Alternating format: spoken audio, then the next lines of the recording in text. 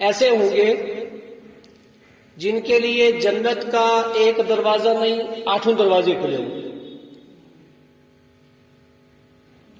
ایسے بھی خوش نصیب لوگ ہیں کہ جن کے لیے جنت کے 8 دروازے کھلے ہوں گے اور جنت کے دروازوں کے دروغہ پکار پکار کے کہیں گے اس دروازے سے داخل ہو جاؤ، اس سے داخل ہو جاؤ، اس سے داخل ہو جاؤ۔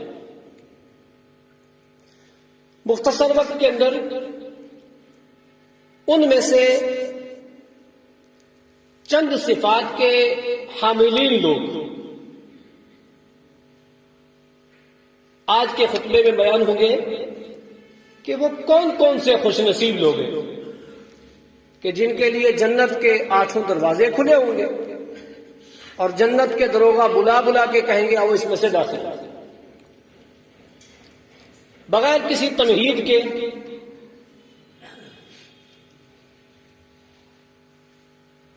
سب سے پہلے وہ خوش نصیب لوگ جو شہادتین کا اقرار کے بعد توحید کو اپنانے کے بعد نماز کی پابندی کرتے ہیں، زکوٰۃ ادا کرتے ہیں اور رسول اکرم صلی اللہ علیہ وسلم کے فرمودات کو جب سنتے ہیں تو فوراً مان لیتے ہیں۔ پہلی قسم کے لوگ۔ دلیل کیا ہے اس بات کی کہ جو شخص نماز کا پابند ہو، زکوٰۃ دیتا ہو اور رسول اکرم صلی اللہ علیہ وسلم کی ہر بات کو عمل میں لاتا ہو، اس کے لیے جنت کے 8 دروازے کھلے ہوں گے۔ دلیل یہ حدیث پاک۔ وعن عبادة بن صامت رضی اللہ عنہ قال قال رسول اللہ صلی اللہ علیہ وسلم ما من عبد تؤمن باللہ ولم يشرك به شيئا اقام الصلاة وآتى الزكاة وسمع فأطاع فإن الله يدخله من أي أبواب الجنة لها 8 أبواب۔ رواہ احمد فی مسندہ۔ مسند احمد کی روایت عبادہ بن صامت راوی حدیث وہ فرماتے ہیں اللہ کے نبی صلی اللہ علیہ وسلم نے فرمایا جو کوئی بندہ بھی اللہ کی ذات پر ایمان لایا، اللہ کی عبادت کرتا رہا اور اس کے ساتھ کسی کو شریک نہ ٹھہرایا، نماز کو قائم کرتا رہا، زکوٰۃ دیتا رہا اور رسول اکرم صلی اللہ علیہ وسلم کی اطاعت و فرمانبرداری کرتا رہا، آپ کی بات جب سنی، جب دیکھی، فوراً آمنا صدقنا، دل سے یقین، زبان سے اقرار اور جوارے سے اس کے مطابق عمل کیا، ایسے خوش نصیب لوگوں کے لیے فإن اللہ یدخلہ، اللہ رب العالمین ایسے بندی اور بندے کو داخل کرے گا جنت کے دروازوں میں سے۔ انہیں کہا جائے گا جنت کے 8 دروازے ہیں، تمہارے لیے 8 کھلے، تم جس میں سے چاہو داخل ہو جاؤ۔ خوش نصیب لوگ وہ ہوں گے جنت کے لیے جنت کا دروازہ کھلے، اور اس سے بھی زیادہ خوش نصیب لوگ وہ ہوں گے جن کے لیے 8 دروازے کھلے ہوں گے۔ اللہ کے نبی صلی اللہ علیہ وسلم نے فرمایا جو بندہ اللہ ہی کی عبادت کرتا رہا، اس کے ساتھ کسی کو شریک نہ ٹھہرایا، نماز کا پابند رہا، زکوٰۃ دیتا رہا اور رسول اکرم صلی اللہ علیہ وسلم کی اطاعت و فرمانبرداری کرتا رہا، ایسے خوش نصیب کے لیے 8 دروازے کھلے ہوئے۔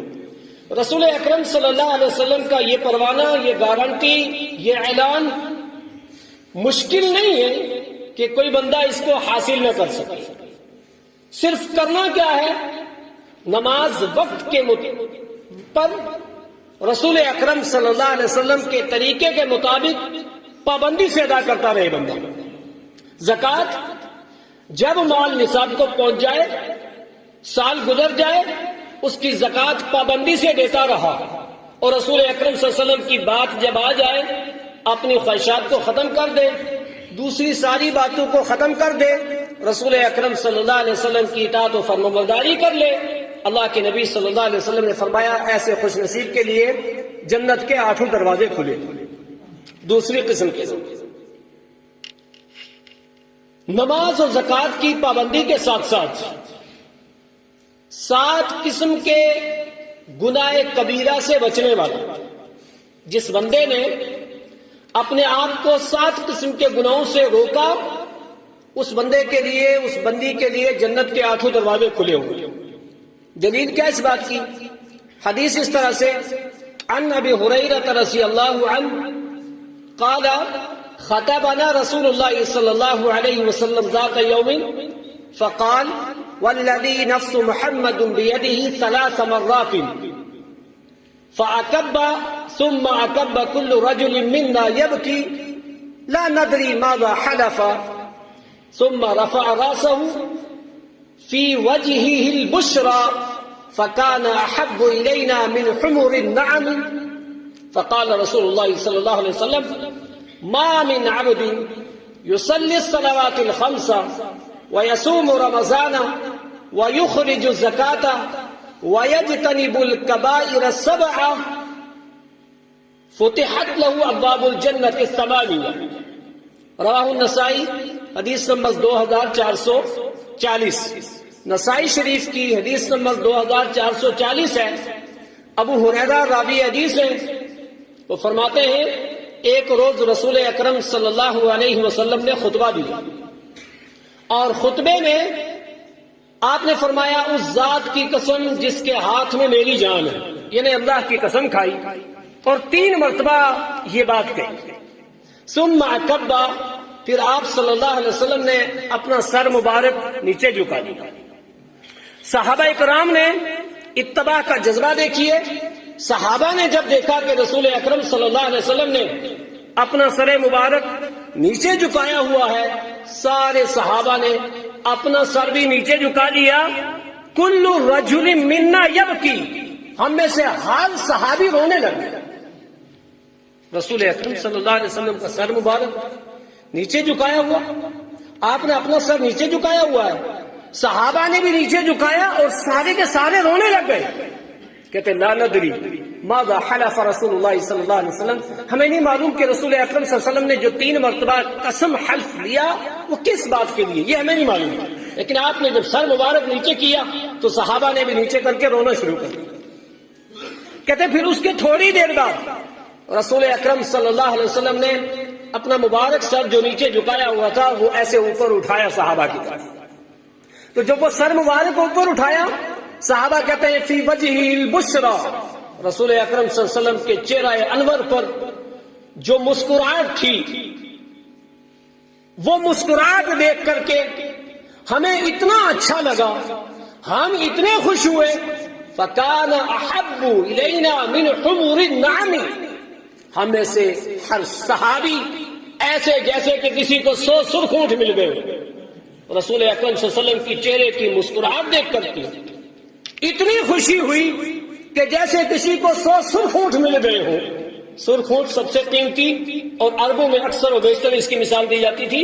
صحابہ نے فرمایا وہ خوشی ہمیں اتنی عزیز اور اتنی محبوب ہوئی کہ جیسے کہ کسی کو 100 سرخ اونٹ مل گئے ہوں۔ آپ نے اس مبارک سر کو جو اوپر اٹھایا، چہرہ انور کو صحابہ کی طرف متوجہ کیا، صحابہ نے وہ مبارک چہرہ کھلتا ہوا مسکراتا ہوا دیکھا۔ اسی اثنا میں رسول اکرم صلی اللہ علیہ وسلم نے کیا فرمایا؟ ما من عبد یصلی الصلوات الخمس، جو کوئی بھی بندہ پنجگانہ نماز کا پابند ہو، جو کوئی بھی بندہ پنجگانہ نماز کا پابند ہو، زکوٰۃ دیتا ہو، رمضان کے روزے رکھتا ہو، اور اس کے ساتھ ساتھ کیا کرتا ہو؟ 7 ہلاک کرنے والے گناہوں سے اپنے آپ کو بچاتا ہو، ایسے بندے کے لیے اللہ رب العالمین نے جنت کے 8 دروازے کھولے۔ ایسے بندی اور بندے کے لیے جنت کے 8 دروازے کھلے ہوں گے، وہ جس میں سے چاہے گا داخل ہو جائے گا۔ نسائی شریف کی 2440 نمبر کی حدیث ہے۔ اسلام 360 ہو یا اس کے علاوہ آپ اس حدیث کو دیکھ سکتے ہیں، رسول اکرم صلی اللہ علیہ وسلم نے اتنی بڑی گارنٹی دی. جو 3 چیزیں شہادتین کے اقرار کے بعد ہیں، نماز، روزہ اور زکوٰۃ، وہ آپ نے پہلی حدیث میں بھی سنی. لیکن اس میں مین چیز کیا ہے کہ 7 ہلاک کرنے والے گناہوں سے بچنے والے. اب وہ 7 کون کون سے ہیں یہ بھی معلوم ہونا چاہیے، کیونکہ جن 7 کے بچنے کی وجہ سے جنت کے 8 دروازے کھلے، ان کی نالج ہونی چاہیے، ان کی جانکاری ہونی چاہیے. ہمیں کسی چیز کے نفع اور نقصان کا علم حاصل کرنے کے لیے ہم بہت محنت کرتے ہیں، ہم بہت سیکھتے ہیں، ہمیں معلوم ہے یہ نفع مند ہے، یہ نقصان دہ ہے. لیکن کون سی چیز جنت کے لیے نقصان دہ ہے، کون سی چیز جنت کے حصول کے لیے نفع بخش ہے، ہر مسلمان کی ذمہ داری بنتی ہے اس کا علم حاصل کرے. تو وہ 7 قسم کے گناہ کون سے ہیں؟ ایک حدیث سنیے. حدیث اس طرح سے، وعن ابی ہریرہ رضی اللہ عنہ قال قال رسول اللہ صلی اللہ علیہ وسلم اجتنبوا السبع الموبقات قالوا وما هن یا رسول اللہ صلی اللہ علیہ وسلم قال الشرك بالله والسحر وقتل النفس التي حرم الله الا بالحق واكل الربا واكل مال اليتيم والتولي يوم الزحف وقذف المحصنات الغافلات المؤمنات. رواہ البخاری، حدیث نمبر 6857. بخاری شریف کی حدیث نمبر 6857 ہے. ابو ہریرہ راوی حدیث ہے، وہ فرماتے ہیں اللہ کے نبی صلی اللہ علیہ وسلم نے فرمایا، لوگوں 7 ہلاک کرنے والے گناہوں سے بچو. معمولی بات نہیں. ایک انسان سے کہا جائے یہ زہر ہے، اس سے بچو، وہ بہت دور رہتا ہے. انسان کو پتا چلے اس میں کرنٹ دور میں دور رہتا ہے. کیوں؟ زندگی پیاری. وہ اپنے لیے جتنی مہلک چیزیں ان سے بچتا ہے، لیکن وہ چیزیں جو انسان کی آخرت کے لیے، اس کی جنت کے لیے نقصان دہ ہیں، ایک مسلمان کو ان کی جانکاری لینے کے بعد اس سے ویسے دوری اختیار کرنی چاہیے.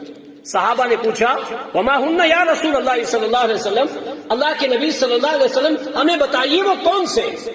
صحابہ اکرام جب بھی کبھی کوئی ایسی بات سنتے نا تو فوراً طلب یہ ہوتی کہ جلدی بتائیں وہ ہے کیا ہے، اور ہم ابھی سے اس سے دوری اختیار کریں، ابھی سے دل میں تہیہ کر لیں کہ ہم ان کے قریب نہیں جائیں گے. اور صحابہ ایسا کرتے بھی تھے. ہمارے اندر سب سے بڑی کمی کیا ہے؟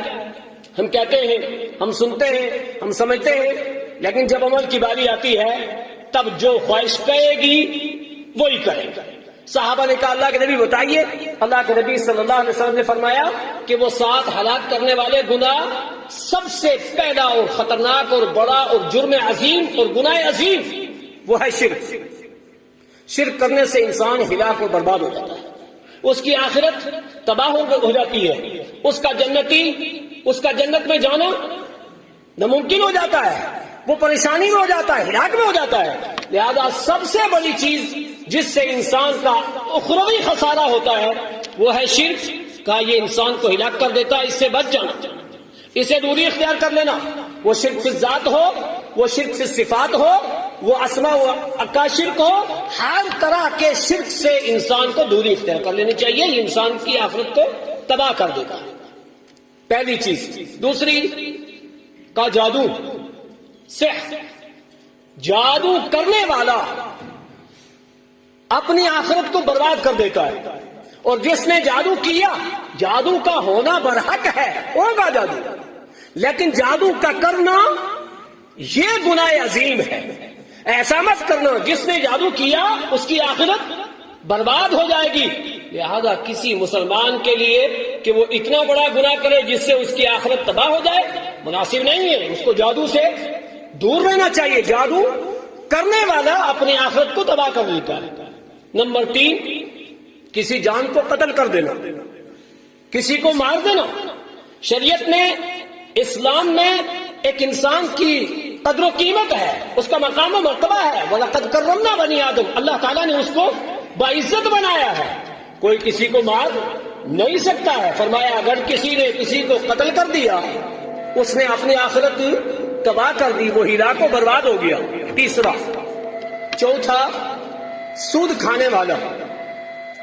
یہ اتنا بڑا گناہ عظیم ہے کہ سب سے زیادہ گناہ عظیم، یعنی ایک وہ چیز، انسان جتنی حرام کردہ چیزیں کھاتا ہے اس میں سب سے خطرناک سود ہے۔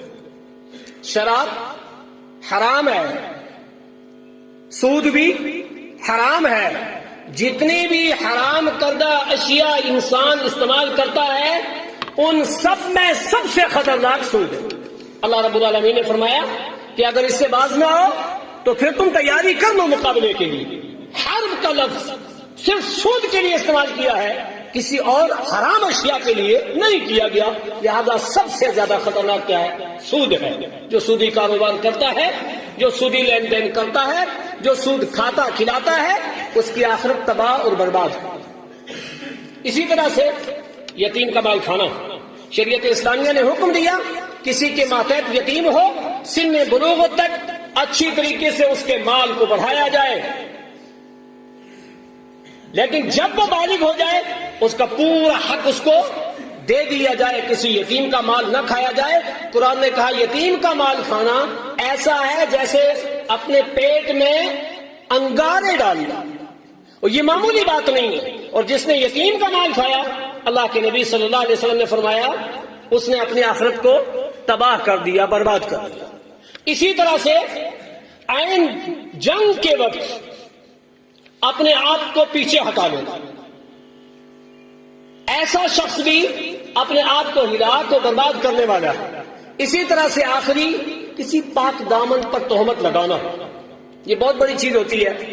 آج کوئی تہمت لگانا کسی کو کچھ نہیں سمجھتا ہے، لیکن تہمت لگانا اتنا بڑا گناہ عظیم ہے، فرمایا وہ اپنے آپ کو ہلاک و برباد کر دیتا ہے۔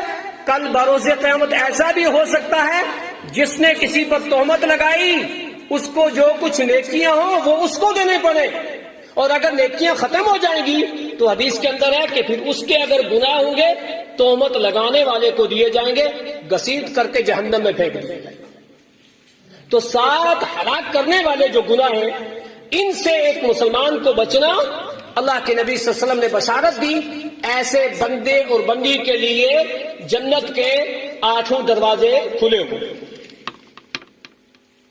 3 چیز۔ چوتھی چیز، ہم میں سے ہر مسلمان نماز پڑھتا ہے، اور نماز کے بعد نماز کے لیے وضو کرتا ہے، اور وضو کے بعد کی دعا پڑھتا ہے۔ اس دعا کی بہت بڑی فضیلت ہے۔ جس بندے نے وضو کے بعد دعا پڑھی اس کے لیے جنت کے 8 دروازے کھلے۔ اچھا، بڑی معمولی چیز، لیکن آدمی سوچتا اتنی معمولی چیز کے لیے 8 دروازے کھلے۔ شریعت اسلامیہ میں توحید پر مبنی جتنے بھی کلمات ہیں نا، ان کی بڑی اہمیت ہے۔ ان کی اہمیت کس لیے ہے؟ اس میں توحید ہے، اور توحید ہی ایک انسان کے لیے، ایک مسلمان کے لیے بنیاد ہے۔ اگر وہ بنیاد صحیح نہیں ہے تو کچھ نہیں ہے۔ اس لیے جس بندے نے سنت کے مطابق وضو کیا اور وضو کے بعد کی دعا پڑھی، اللہ کے نبی صلی اللہ علیہ وسلم نے فرمایا اس کے لیے جنت کے 8 دروازے کھلے ہوں گے۔ دلیل یہ حدیث پاک، وعن عمر بن الخطاب رضی اللہ عنہ قال قال رسول اللہ صلی اللہ علیہ وسلم من توضأ ثم قال اشهد ان لا اله الا الله وحده لا شريك له واشهد ان محمدا عبده ورسوله فتحت له ابواب الجنة الثمانية۔ مسلم شریف کی روایت، اللہ کے نبی صلی اللہ علیہ وسلم نے فرمایا جس بندے نے نماز کے لیے وضو کیا اور سنت کے مطابق اور اس کے بعد یہ دعا پڑھی، ہم میں سے ہر بندے کو یاد ہے، لیکن جب یہ علم ہوگا کہ اس دعا کے کلمات کو زبان سے ادا کرنے کے ساتھ ساتھ پریکٹیکلی طور پہ عقیدہ توحید اس کے مطابق ہو، تو جنت کے 8 دروازے کھلے ہوں گے۔ ہم اچھی طریقے سے وضو کریں گے اور پابندی کے ساتھ اس کو یاد رکھ کر کے وضو کے بعد کیا کریں گے؟ یہ دعا پڑھیں گے۔ اللہ کے نبی صلی اللہ علیہ وسلم نے فرمایا ایسا کرنے والا بندہ، اس کے لیے جنت کے 8 دروازے کھلے۔ الحمدللہ ہم میں سے ہر مسلمان نماز پڑھتا ہے، وضو کرتا ہے اور یہ دعا بھی پڑھتا ہے۔ ایسا ہو سکتا ہے اس کا علم نہ ہو کہ اتنی بڑی فضیلت اس کی ہے، اور اتنی بڑی فضیلت توحید کی وجہ سے۔ اس کے اندر توحید پر مبنی کلمات ہیں، اور توحید کے مخالف جو شرک ہے اس سے دوری اختیار کرنے کا حکم ہے. لہذا ہر مسلمان جب بھی وضو کرے اس کے بعد یہ دعا پڑھنی چاہیے اس عقیدے کے ساتھ، اور یہی عقیدہ جو ان الفاظ کے اندر ہے کہ اللہ ہی عبادت کے لائق ہے، اس کا کوئی شریک نہیں ہے، اور اللہ کے نبی صلی اللہ علیہ وسلم اللہ کے سچے رسول ہیں. ان الفاظوں کو جو بندہ ادا کرتا ہے، اللہ کے نبی صلی اللہ علیہ وسلم نے کتنی بڑی فضیلت اور کتنی بڑی اہمیت دی ہے اس بندی اور بندے کو کہ اس کے لیے جنت کے 8 دروازے کھلے ہوں گے. اسی طرح سے وہ خوش نصیب بندہ اور بندی جو اللہ کے راستے میں کوئی چیز جوڑے سے خرچ کرتے ہیں. کوئی چیز جوڑے سے خرچ کر دی، 2 پنکھے، 2 گھوڑے، 2 بکریاں، جوڑے سے 2 4 6 8 جوڑے سے کوئی بھی چیز. اچھا، جب بندے کو اس چیز کا علم ہوگا نا تو خرچ کرتے کرتے کبھی کبھی کیا ہوتا ہے اس کے دماغ میں آ گیا، ارے یار میں جوڑے سے کر دوں، میں جوڑے سے کر دوں. لیکن دکھ اور افسوس کی بات ہے جو حدیث کے اندر بات کہی گئی ہے جوڑے سے خرچ کرنے کی فضیلت کی گئی ہے، لیکن بندہ جب خرچ کرتا ہے تو 1000 دینے لگا تو کہا نہیں 1100 کر دوں گا. نظریہ کیا آ گیا؟ 11ویں والا یاد آتا ہے، وہ 11ویں یاد آتی ہے. 10 کا 11 کر دے گا، 11 کا 12 نہیں کرے گا. یہ گارنٹی کس کی ہے؟ امام کائنات کی ہے. حدیث کی روشنی میں گارنٹی نبی پاک صلی اللہ علیہ وسلم کی. اس بات کا ثبوت کیا، دلیل کیا ہے؟ دلیل اس طرح سے حدیث سنیں. عن ابی ہریرہ رضی اللہ عنہ قال قال رسول اللہ صلی اللہ علیہ وسلم من انفق فی سبیل اللہ من انفق زوجین فی سبیل اللہ دعی من ابواب الجنہ فقال هذا خیر یا عبد اللہ هذا خیر یا عبد اللہ هذا خیر فمن كان من اہل الصلاة دعی من باب الصلاة ومن كان من أهل الجهاد دعي من باب الجهاد ومن كان من أهل الصدقة دعي من باب الصدقة ومن كان من أهل الصيام دعي من باب الريان ومن كان من أهل الصدقة دعي من باب الصدقة. فقال أبو بكر بن الصديق رضي الله عنه فداك أبي وأمي يا رسول الله ما على من تلك الأبواب من ضرورة فهل يدعى؟ قال نعم ارجو ان تكون منهم. رواہ البخاری، حدیث نمبر 1897، بخاری شریف کی 1897 نمبر کی حدیث اسی طرح سے موجود ہے. حضرت ابو ہریرہ راوی حدیث ہے، وہ فرماتے ہیں اللہ کے نبی صلی اللہ علیہ وسلم نے فرمایا جس شخص نے اللہ کے راستے میں جوڑے سے کوئی چیز خرچ کی، اللہ کے راستے میں جوڑے سے کوئی چیز خرچ کی، یہ گارنٹی کس کی ہے؟ امام کائنات کی ہے. اور 11ویں کے نظریہ سے خرچ کرنا کس کی گارنٹی ہے؟ کوئی نہیں بتا سکتا ہے کس کی گارنٹی ہے. یہ کوئی گارنٹیڈ نہیں، اور یہ گارنٹی امام کائنات کی ہے کہ جوڑے سے خرچ کرے. اور انداز حدیث کا اللہ اکبر. آئیے یہ الفاظ ہم کہتے ہیں نا، آپ سنتے ہیں نا، لیکن قرآن کے بعد سب سے اچھے الفاظ کس کے؟ امام کائنات. اور حدیث کے واللہ اس محبت سے ہمیں اس کو سننا چاہیے اور اس پر عمل کرنا چاہیے. اللہ کے نبی نے کیا فرمایا کہ اس وقت جوڑے سے خرچ کرنے والے بندوں کے لیے جنت کے 8 دروازے کھلے ہوں گے، اور ہر دروازے کا دروگا کیا کہے گا؟ یا عبداللہ ھذا خیر، یا عبداللہ ھذا خیر، اللہ کے بندے یہ بہتر ہے، اس سے داخل ہو. اللہ کے بندے باب الریان سے داخل ہو، اللہ کے بندے باب الصلاۃ سے داخل ہو، اللہ کے بندے فلاں اور فلاں سے داخل ہو. سمجھنے کے لیے اور سمجھانے کے لیے چورایا ہو اور چاروں طرف ہوٹل ہو. بندہ جب وہاں جاتا ہے تو ویٹر کیسے بلاتا ہے؟ کوئی کہتا ہے ادھر آؤ، کوئی کہتا ہے ادھر آؤ، کوئی کہتا ہے ادھر آؤ. بندہ سوچتا ہے کدھر سے جاؤ. جو جس میں مستقل کھاتا ہے تو اس میں چلا جاتا ہے، اور جو اجنبی رہتا ہے اس کے دل میں آتا ہے نا کس سے داخل ہے. لیکن یہ دیکھو یہ جنت ہے، اور یہ دنیا کی ان چیزوں کی مثال جنت کے کوڑے کرکٹ، پوری دنیا اور دنیا کا خزانہ. جنت میں وہ جگہ جہاں کوڑا کرکٹ ڈالا جاتا ہے اس سے اچھی یہ دنیا نہیں ہے. لیکن صرف سمجھنے کے لیے اور سمجھانے کے لیے فرشتہ کہے گا اس سے داخل ہو، اس سے داخل ہو، یہ بہتر ہے، یہ بہتر ہے. جو پابندی کے ساتھ سنت کے مطابق نماز پڑھنے والے ہیں باب الصلاۃ سے بلایا جائے گا. اللہ کے راستے میں جہاد کرنے والوں کے لیے باب الجہاد سے بلایا جائے گا. صدقہ کرنے والوں کو باب الصدقہ سے بلایا جائے گا. روزہ رکھنے والوں کو باب الریان سے بلایا جائے گا. بولو اعمال وہ جو مخصوص ہیں، جو مین ہیں، انہی کے نام کے کیا ہیں؟ دروازے ہیں۔ اللہ اکبر۔ کس کے؟ جنت کے۔ کتنا خوش نصیب بندہ ہے کہ ان اعمال کی پابندی کر لے توحید کے بعد، کہ جن کے نام کے رب العالمین نے جنت کے دروازے رکھے۔ حضرت ابوبکر صدیق رضی اللہ تعالیٰ عنہ موجود، یہ بات سنی اور سننے کے بعد کہنے لگے میرے ماں باپ آپ پر قربان۔ صحابہ نبی اکرم صلی اللہ علیہ وسلم کو کیسے کہتے ہیں میرے ماں باپ آپ پر قربان؟ ہم کیا کرتے ہیں عملی طور پہ؟ اللہ اکبر، اصل عمل ہی ہے، اصل پریکٹیکل ہی ہے۔ رسول اکرم صلی اللہ علیہ وسلم کی بات کو سن لیتے ہیں، سمجھ لیتے ہیں، جب عمل کی باری آتی ہے تو میرے ماں باپ تو نہیں کرتے یہ۔ اب بولو ہم نے اپنے ماں باپ کو رسول اللہ کی ذات پہ، رسول اللہ کے فرمان پہ قربان کیا؟ نہیں کیا نا۔ ہم نے خواہش کو مانا، ہم نے کمیونٹی کو مانا، ہم نے مسلکوں کو مانا، ہم نے فلاں اور فلاں کو مانا۔ کس کو چھوڑا؟ رسول اکرم صلی اللہ علیہ وسلم کی بات کو۔ بھائی سب کو چھوڑ سکتے ہیں، امام کائنات کی بات کو چھوڑ کر کے کبھی بھی فائدہ مند نہیں ہو سکتے۔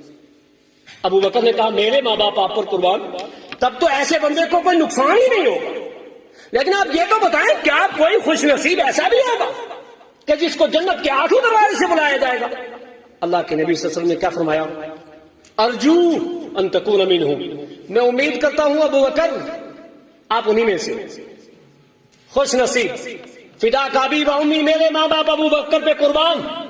ابو بکر صدیق یہ وہ شخصیات ہیں، اللہ کے نبی نے کہا آپ انہی میں سے ہیں۔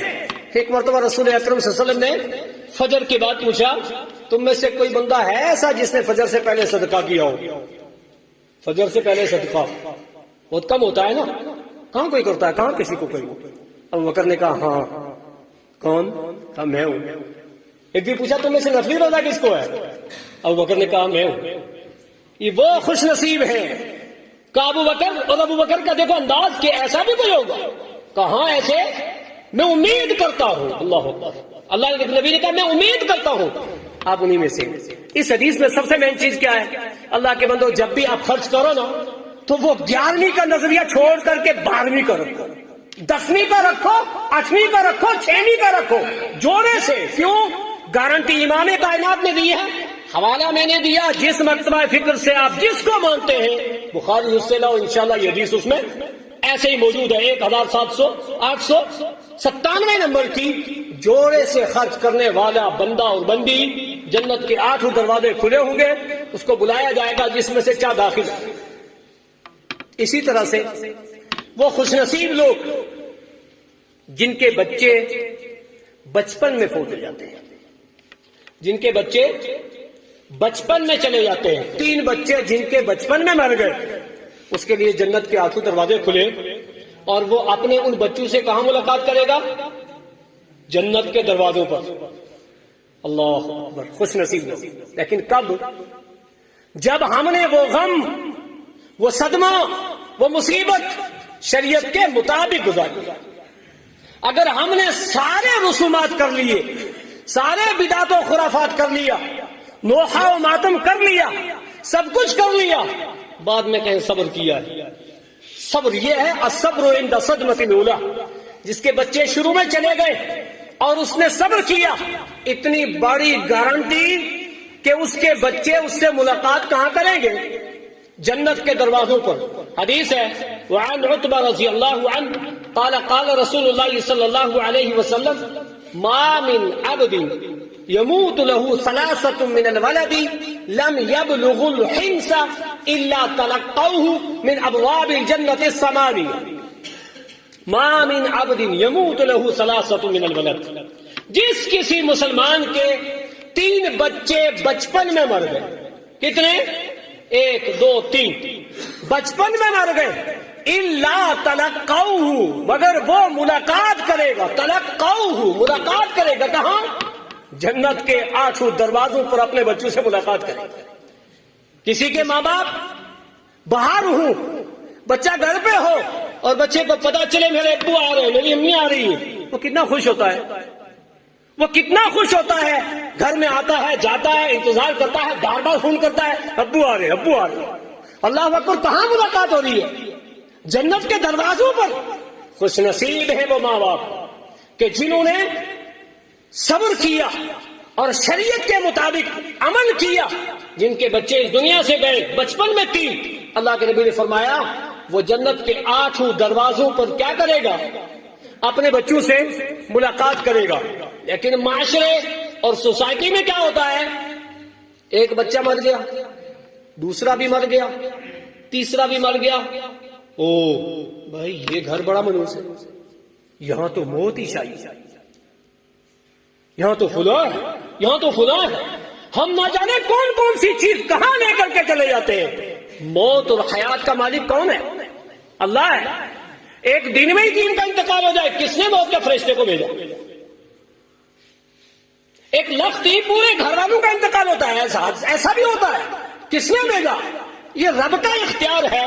لیکن ہم اس کے جنازے سے واپس آنے کے بعد معاشرے اور سوسائٹی میں فلاں ایسا کر لو، گھر کو لیپ دو، چولہے کو لیپ دو، ایسا ہوگا ویسا ہوگا، ایسا مت کرنا ویسا مت کرنا، یہ سارے جس رسم و رواج کو شریعت نے ختم کیا تھا، محمد عربی صلی اللہ علیہ وسلم نے ختم کیا تھا، زمانہ جاہلیت کے تھے، بے شمار ایریے کے اندر وہ بھی پائے جاتے ہیں۔ یہاں تو فضیلت ہے، یہاں تو اہمیت ہے۔ مسند احمد کی یہ روایت ہے کہ ایسا بندہ جس کے 3 بچے چلے گئے اور اس نے صبر کیا، شریعت کے مطابق عمل کیا، تلقوہ، وہ ملاقات کرے گا جنت کے 8 دروازوں پر۔ یہ وہ خوش نصیب لوگ ہیں جن کے لیے جنت کے 8 دروازے کھلے ہوں گے۔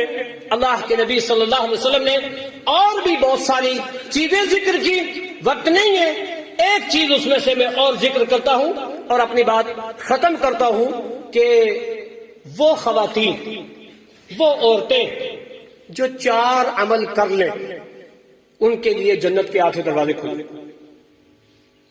ان کے لیے جنت کے 8 دروازے کھلے۔ شریعت اسلامیہ میں خواتین کو بہت مقام ملا ہے، بہت اہمیت اور فضیلت ہے، بلکہ بعض مقامات پر اگر آپ دیکھیں گے تو کہیں کہیں مردوں سے بھی آگے رب العالمین نے ان کو رکھا، ہر اعتبار سے نہیں، ہر مقام پر نہیں۔ اللہ رب العالمین نے قرآن مجید کے اندر 114 صورتیں نازل کی ہیں، ان میں سے ایک سورہ اس کا نام کیا ہے؟ سورۃ النساء۔ نساء مانا عورت کے نام کی مستقل صورت، اور عورت کو اس کا علم نہ ہو۔ عبداللہ ابن مسعود رضی اللہ تعالیٰ عنہ فرمایا کرتے تھے کہ 4 صورتیں ایسی ہیں کہ جن کا علم ہر عورت کو سیکھنا چاہیے۔ علم یاد نہیں، زبانی نہیں، ناظرہ نہیں، اس کے اندر کیا کہا جا رہا ہے۔ سورہ بقرہ، سورہ نساء، سورہ احزاب، سورہ نور اور سورہ طلاق، یہ وہ 5 صورتیں ہیں کہ جن کو ویسے تو پورا قرآن سمجھنا، پورا قرآن سلیبس زندگی یہ سیکھنا چاہیے، لیکن یہ وہ صورتیں ہیں، خاص خاص صورتیں جن میں احکام ہیں، مسائل ہیں، زندگی کے اصول ہیں، ازدواجی زندگی کے اصول ہیں، شادی کے تعلق سے، طلاق کے تعلق سے، میاں بیوی کے حقوق کے تعلق سے، مہر کے تعلق سے، یہ ساری چیزیں اس کے اندر موجود ہیں۔ لیکن ہم کیا کرتے ہیں؟ ہم پڑھتے ہیں، پڑھنے کے بعد باہر نکلتے ہیں اس کی خلاف ورزی شروع کر دیتے ہیں۔ ادھر بندے نے پڑھا سورہ طلاق، اور سورہ طلاق پڑھنے کے بعد تلاوت اسی دن کی، انبن ہوئی، بیوی کو طلاق دی، گھر سے نکال دیا۔ اس میں صبح کیا پڑھا تھا؟ لا تخرجوہن، طلاق دینے کے بعد گھر سے نہ نکالنا۔ بیوی نے بھی تلاوت کی تھی، قرآن نے کہا تھا کہ جب طلاق دے دیا جائے ولا یخرجنا، گھر سے نکل کے تو بھی مت جانا۔ کیا اس نے ہی نکال دیا یا اس نے نہیں نکالا، وہ خود ہی نکل کے چلی گئی۔ تلاوت کیا کی تھی، کیا کیا؟ یہ کیوں ایسا ہوتا ہے؟ نہ سمجھنے کی وجہ سے۔ قرآن کے اندر کیا کہا جا رہا ہے ہمیں پتہ نہیں ہوتا اس وجہ سے، لہذا ان صورتوں کو سیکھنا ضروری ہے۔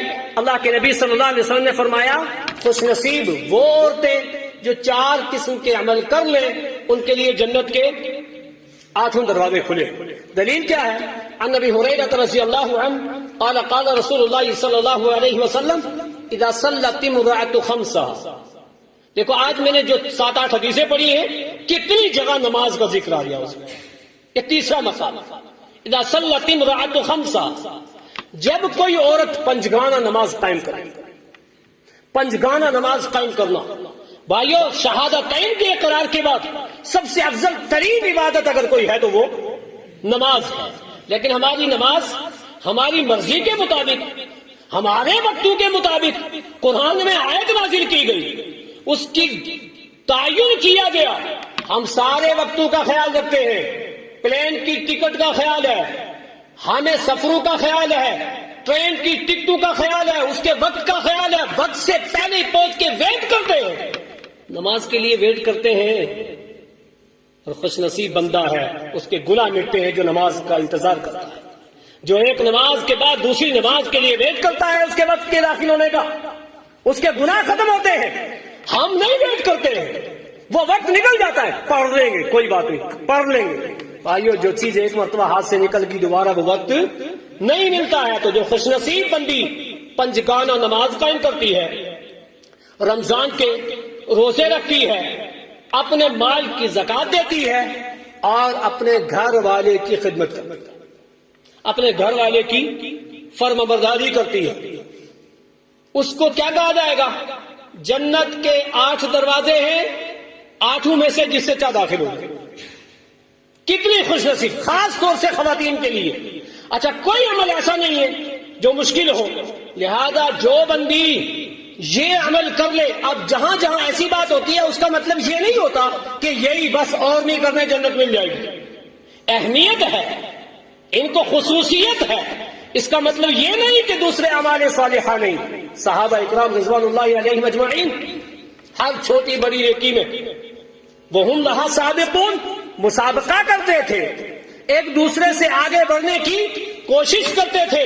فلاں اتنا خرچ کرتا ہے تو میں اس سے اتنا خرچ کروں، فلاں تہجد پڑھتا ہے تو میں بھی پڑھوں، فلاں قرآن کی تلاوت کرتا ہے تو میں بھی کروں، فلاں تکبیر تحریمہ سے جماعت میں شریک ہوتا ہے تو میں بھی شریک ہوں۔ ہم کیا کرتے ہیں؟ ہم ان چیزوں میں مسابقہ نہیں کرتے، ایک دوسرے کی ریس پریسی نہیں کرتے۔ ہم کرتے ہیں تو اچھا فلاں کا بچہ فورن کنٹری میں پڑھتا ہے، فورن اسٹیٹ پڑھتا ہے، اچھا وہ اس اسکول میں پڑھتا ہے، اس نے اتنا اونچا ٹیوشن لگا رکھا ہے، اس نے ایسی گاڑی لے لی ہے، اس نے ایسا مکان بنا لیا ہے، اس نے یہ کر لیا ہے۔ ان چیزوں میں ہم ریس کرتے ہیں لیکن ان میں نہیں کرتے۔ اور یہ ہے کیا ہے؟ وَلِلَّهِ مِيرَاثُ السَّمَاوَاتِ وَالْأَرْضِ، یہ زمین و آسمان، یہ زمین کی جائیداد، یہ دولت، یہ ہری بھری زمین، یہ کس کی میراث ہے؟ ہم سمجھتے ہیں میری میراث ہے، میرے بعد میری اولاد کی ہے، فلاں اور فلاں کی ہے۔ وَلِلَّهِ مِيرَاثُ السَّمَاوَاتِ وَالْأَرْضِ، زمین و آسمان یہ اللہ کی میراث ہے۔ لہذا بندے کو کیا کرنا چاہیے؟ نماز کا پابند بننا چاہیے۔ تو جو کوئی بھی خواتین ان باتوں پر عمل کر لے، اللہ کے نبی صلی اللہ علیہ وسلم نے کیا فرمایا؟ اس کے لیے جنت کے 8 دروازے کھلے ہوں گے۔ وقت نہیں، یہاں ایک حدیث مجھے یاد آئی۔ اکثر و بیشتر کیا ہوتا ہے، مرد بھی کہتے ہیں عورتوں کو ایسا حکم ہے میری بات مان، جنت کے 8 دروازے کھلے ہوں گے، باقاعدہ کہتے ہیں، اور یہ عام بیان بھی ہوتی ہے۔ مرد کی وہ بات، شوہر کی وہ بات جو شریعت کے خلاف نہیں مانی جائے گی۔ لا طاعت المخلوق فی معصیت خالق، اللہ اور اس کے رسول کی نافرمانی میں کسی کی فرمانبرداری نہیں ہے۔ اور یہاں ایسی بات بھی ہوتی ہے، اور پھر یہ بھی کہتے ہیں، ایک صحابی رسول اللہ کے نبی صلی اللہ علیہ وسلم سے پوچھتے ہیں کہ ہم مردوں کا عورتوں پر کیا حق ہے؟ ہم پوچھتے ہیں نا کہ عورتوں کا مردوں پر کیا حقوق ہے، اور یہ جانتے بھی ہیں، یہ کم جانتے ہیں؟ اللہ کے نبی صلی اللہ علیہ وسلم نے فرمایا 5 حق بیان کیے۔ کہا تمہارا حق تمہاری بیوی پر، ایک مرد کا اپنی بیوی پر 5 بڑے حق ہیں۔ وہ 5 کیا ہیں؟ فرمایا اس کو گالی نہ دی جائے، بیوی کو گالی نہ دی جائے، بیوی کو نہ مارا جائے، خاص طور سے اس کے چہرے پر نہ مارا جائے، جیسا خود کھائے ویسا کھلائے، جیسا پہنے ویسا پہنا۔ یعنی جیسا کا وہ مطلب نہیں کہ مردوں کا لباس یا عورتوں کا لباس نہیں، یعنی آپ خود اچھا پہن رہا ہے تو اس کو بھی اچھا پہنائے، خود اچھا کھا رہا ہے تو اس کو بھی اچھا کھلائے۔ اور جب کوئی بات ہو تو بیوی کی بات کو کسی اور سے بیان نہ کرے، بیوی شوہر کی بات کو کسی اور سے بیان نہ کرے، اپنی باتوں کو گھر میں ہی رکھے، باہر نہ لائے۔ یہ حق ہے، کون ادا کرتا ہے؟ اللہ کی قسم، شریعت اسلامیہ ایک پورا لا ہے، قانون ہے۔ ہر اعتبار سے، ازدواجی زندگی ہو، انفرادی زندگی ہو، اجتماعی زندگی ہو، عبادات کی ہو، معاملات کی ہو، تجارت کی ہو، سلیبس کیا ہے؟ سلیبس قرآن و حدیث ہے۔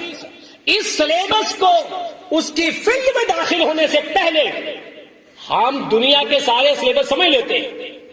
جو کورس کرنا چاہتے ہیں مشورہ کرتے ہیں کس کورس میں جائیں، کون سا کورس کرے، کون سی چیز کیا کرے، پھر کیا کرتے ہیں؟ اسی کے مطابق ٹیوشن دلاتے ہیں، اسی کے مطابق محنت کرتے ہیں، اسی کے مطابق اس سے سوال و جواب ہوتے ہیں۔ میتھمیٹکس کا ٹیچر ہے تو اس کے سائنس کے جب سوال ہوگا اس سے وہ وہی سوال کریں گے نا۔ وہ سائنس کا ہے تو اس سے میتھمیٹکس کے بارے میں پوچھیں گے؟ نہیں پوچھیں گے۔ لہذا ہمارا سلیبس قرآن و حدیث، ہم اس کی تیاری نہ کریں، سوال و جواب تو اس سے ہونے، دنیا کی زندگی کے بارے میں اس سے پوچھنا۔ وابتغ فیما آتاک اللہ الدار الآخرہ، آخرت کے گھر کو اس قرآن میں تلاش لو۔ ولا تنس نصیبک من الدنیا، دنیا کے حصے کو بھی نہ بھولنا، کیا صحیح کیا غلط، کیا حلال کیا حرام، کیا جائز کیا ناجائز، وہ سب اسی کے اندر۔ لہذا ہر مسلمان کا فرض بنتا ہے جس طرح سے قرآن مجید کی تلاوت کرے ایسے قرآن مجید کو سمجھنے کی کوشش کرے، جس طرح سے رسول اکرم صلی اللہ علیہ وسلم کے فرمودات کو سنتا ہے، پڑھتا ہے، اس کو سمجھنا چاہیے، اس کے مطابق عمل کرنا چاہیے۔ گھروں میں جس طرح سے ترجمہ قرآن ویسے ہی بخاری بھی ہونی چاہیے، مسلم بھی ہونی چاہیے، کیونکہ یہ گائیڈ ہے۔ بچے کو سلیبس دیتے ہیں تو پھر گائیڈ بھی خرید کے دیتے ہیں۔ ٹیچر نے کہا گائیڈ لے کر کے آنا، گائیڈ بھی لاتے ہیں۔ ہمارے گھروں میں گائیڈ نہیں، حدیثیں نہیں، اور کس زبان میں ترجمہ نہیں، ہر زبان میں ترجمہ ہے، لیکن چیز کیا ہے؟ ہم اپنی کمائی کو اس طرف لگائیں، اس طرف خرچ کریں اور علم سیکھیں۔ فائدہ کس کا ہے؟ فائدہ میرا اور آپ کا ہے۔ میں نے جو خطبہ مسنونہ میں آیت کریمہ پڑھی تھی، اللہ رب العالمین نے فرمایا سابقوا الی مغفرۃ من ربکم، لوگوں اللہ کی بخشش کی طرف دوڑ پڑو اور اس جنت کے لیے جس جنت کی چوڑائی زمین و آسمان کے برابر ہے، جو متقیوں کے لیے تیار کی گئی ہے، اس جنت کے 8 دروازے ہیں۔ 8 دروازوں میں سے کچھ خوش نصیب لوگ ہیں جن کے لیے 8 کھلے ہوں گے۔ میں نے 6-7 حدیثیں اور 7-8 قسم کے لوگوں کا تذکرہ آج کے خطبے میں آپ کے سامنے کیا۔ اللہ رب العالمین سے دعا گو ہوں پروردگار عالم مجھے اور آپ سب کو اس طرح کا عمل کرنے کی توفیق عطا فرمائے جو ہماری جنت کے حاصل کرنے کا ذریعہ ہو، اور خاص طور سے جو حدیث مبارکہ میں نے آج پڑھی ہیں کہ جن پر عمل کرنے کی وجہ سے جنت کے 8 دروازے کھلے ہوں گے۔ اللہ تعالیٰ مجھے سارے سامعین کو اس کے مطابق عمل کرنے کی توفیق عطا فرمائے، اور جن چیزوں سے روکا گیا ہے ان سے رکنے کی توفیق عطا فرمائے۔ پروردگار عالم دنیا میں